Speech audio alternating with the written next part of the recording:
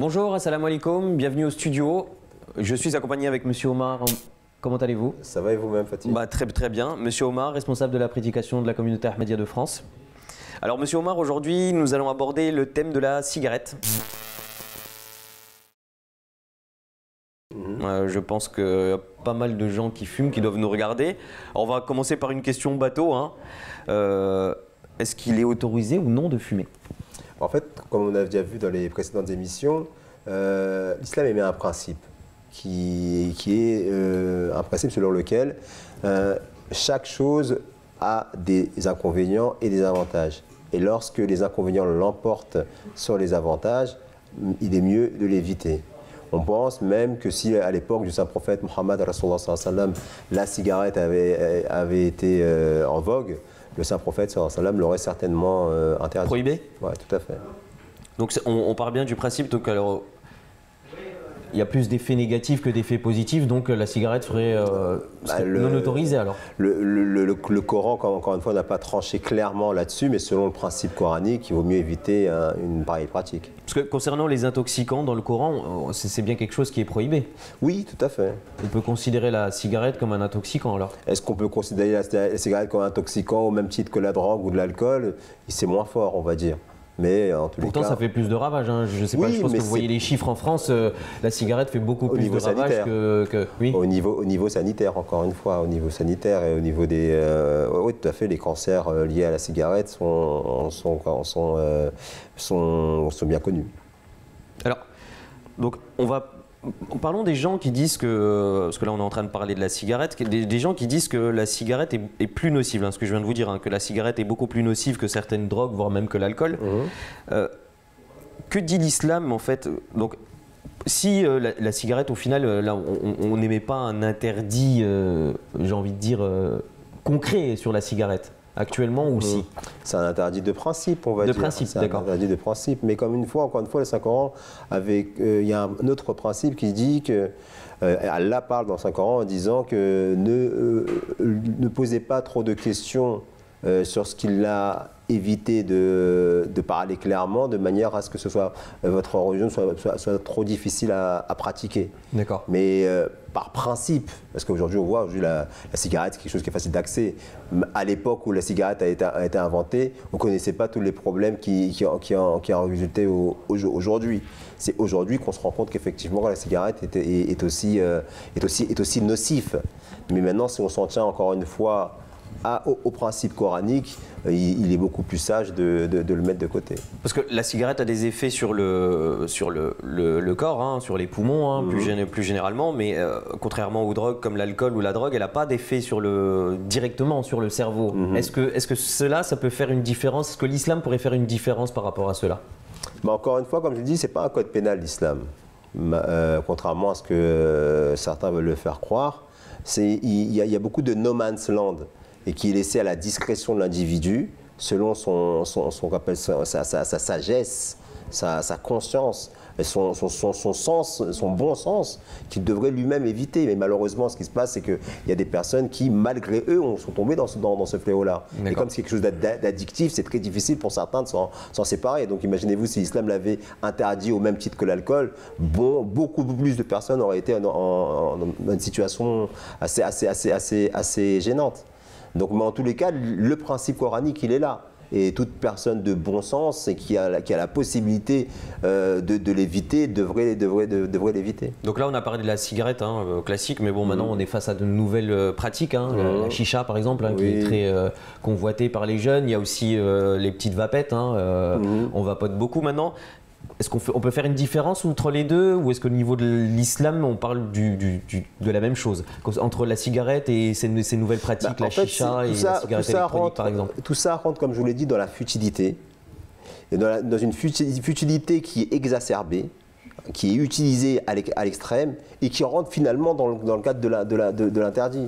Parce que quand on fait c'est quelque chose qui amène à l'addiction et qui va encourager à une addiction encore plus importante. C'est pour ça que très sagement, l'islam a émis ce principe. Et tout le monde peut le voir par lui-même, que effectivement, que la cigarette est inutile. et qu'elle provoque plus de désagréments que d'avantages. D'ailleurs, aujourd'hui, on le comprend tellement bien qu'on met dans les paquets de cigarettes la fumée. Oui, les images, les fameuses images. Mais, alors, je vais vous parler pour moi personnellement. Moi, personnellement, je vais vous dire comment je vois la cigarette. Par rapport à mes notions en islam aussi, alors pour moi, on m'a appris dans ma jeunesse que tout ce qui était nocif pour l'individu était prohibé, était interdit. Je ne sais pas après si on m'a donné les bonnes valeurs ou pas, mais c'est ce qu'on m'a appris. La cigarette pour moi est nocif pour l'homme parce que vous risquez des cancers. En plus, vous risquez de créer du tort aux personnes autour de vous, parce qu'il y a le fameux tabagisme passif qui existe. Ouais. Et pourtant, je me souviens souvent d'avoir rencontré des personnes qui étaient de confession musulmane et qui me disaient que non, ce n'est pas haram la cigarette. Alors qu'au final, quand on regarde la cigarette en soi, les risques, les dangers de la cigarette, et que surtout quand on voit ce que font les pays de nos jours, c'est-à-dire la France par exemple, où le paquet de cigarettes s'enflamme, un pays comme l'Australie où le paquet de cigarettes est quasiment inaccessible, justement pour éviter que les gens s'intoxiquent. Tout à fait. Pourquoi il n'y a pas une restriction stricte concernant la cigarette? Alors qu'au final, on voit que c'est très dangereux. Comme je dis, la restriction, elle est de fait. Comme je voulais encore, je vais me répéter, à partir du moment où quelque chose qui est futile devient un véritable problème sanitaire national, devient un fléau et que les gouvernements s'en rendent compte, c'est pas l'islam qui va l'autoriser. Oui, maintenant, la question c'est de savoir comment faire pour s'en écarter.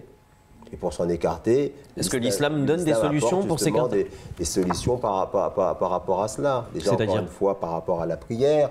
Par rapport aux jeunes. Et quand je parle du jeûne, ce n'est pas dans le sens sur les effets escomptés immédiatement, mais dans la discipline qu'il implique. Il y a tout un tas de pratiques qui, s'ils sont bien compris et si on en comprend le sens profond, nous apportent une certaine discipline qui nous permet naturellement de nous écarter de ce qui pourrait nous être nocif. Alors ça peut être la cigarette. Parce que pendant le mois du Ramadan, on sait très bien qu'on ne mange pas du matin jusqu'au soir. Et donc quand on dit on ne mange pas, on ne fume pas non plus. Et donc ça peut être une manière de se sevrer aussi quelque part.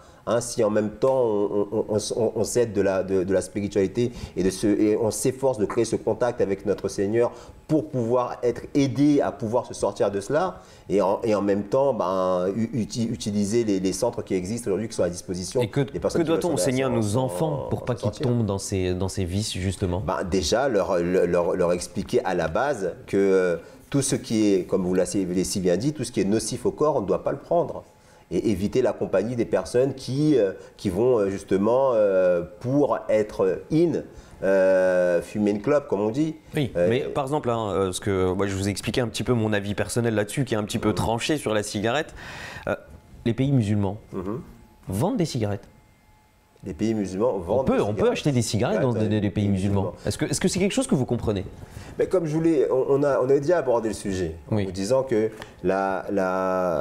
l'identité des pays musulmans aujourd'hui, c'est une identité de culture, dans la pratique, dans la compréhension, dans toute la pédagogie qu'enseigne l'islam pour pouvoir se défaire de certains vices et dans l'interdiction de la promotion de certains vices également, on ne retrouve pas cela dans les pays musulmans.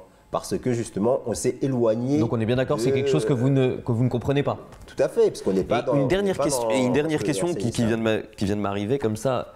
Est-ce qu'un musulman peut être buraliste? Est-ce qu'un musulman peut être buraliste? Est-ce qu'un musulman peut ouvrir un bureau de tabac et vendre des cigarettes? Parce qu'au final, si on en revient un petit peu sur tout ce qu'on a dit, est-ce qu'il peut aider les gens? Je vais être un petit peu fort dans mes termes, mais est-ce qu'il peut aider les gens à se suicider ou du moins à se rendre malade, à écourter leur vie en quelque sorte? Pour poser la question comme vous l'avez posée, je ne peux pas vous dire qu'il y aille. Non, mais est-ce que... Vous donnez la réponse à votre question, d'accord, donc je ne peux pas rajouter. Donc pour vous un bon musulman ou un musulman... Parce que de toute façon, même le buraliste, il vend aussi de l'alcool de toutes les manières. Pas forcément, pas forcément. Généralement, le buraliste au sens au Ah, minimaliste oui, du tabac, terme, hein. ouais. C'est cigarettes, tout ce qui est BD, revues et jeux de hasard. Et encore ça, je ne sais même pas s'il est obligé d'en vendre, quoi. Mais en parlant du buraliste classique, hein, celui qui vend le fameux buraliste, celui qui vend ses magazines et les cigarettes. Donc pour vous, logiquement, il est mieux qu'il évite cela. d'accord. Bah écoutez, merci beaucoup. Alors à très bientôt pour de nouvelles questions, Inch'Allah. Assalamu alaikum. Wa alaykoum salam.